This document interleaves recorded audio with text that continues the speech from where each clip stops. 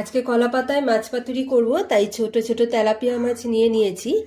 কলা পাতায় মাছ পাতুরি করতে হলে ছোট ছোট মাছই ভালো হয়। এখানে দিয়ে দিচ্ছি পেঁয়াজ কুচি, টমেটো কুচি, আর একটা ছোট বেগুন, আর দুটো কাঁচা লঙ্কা ভেঙে দিয়ে দিলাম। এখানে সর্ষে আর কাঁচা লঙ্কা একসঙ্গে বেটে নিয়েছি, এটা দিয়ে দিলাম। দেব পরিমাণ মতো হলুদ গুঁড়ো আর আন্দাজ মতো নুন, আর দেব সর্ষের তেল। সর্ষের তেলটা একটু বেশি করে দিতে হবে। এগুলো সব একসঙ্গে মেখে নেব। যদি বড় মাছে করতে হয় তাহলে মাছগুলোকে কেটে ছোট ছোট টুকরো করে নিতে হবে।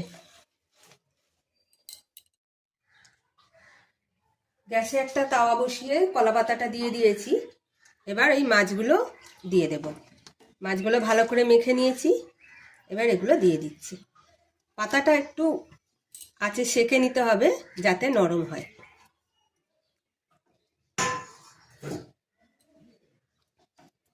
ভালো করে ছড়িয়ে দিয়ে এবার এটাকে ঢাকা দিয়ে রেখে দেব।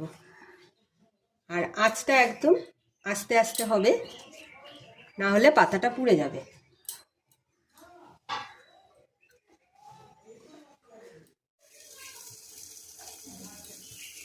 মাছে অনেকটা জল বেরিয়েছে, এবার জলটা শুকানোর জন্য পাতাটা খুলে দেব। এই অবস্থায় কিছুক্ষণ রেখে দেব।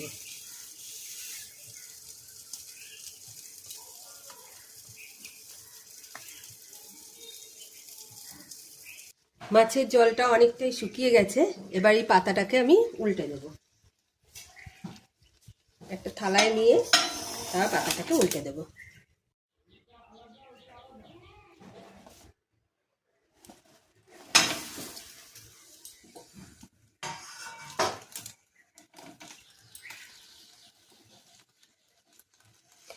এইভাবে ঢাকা দিয়েই রেখে দেব।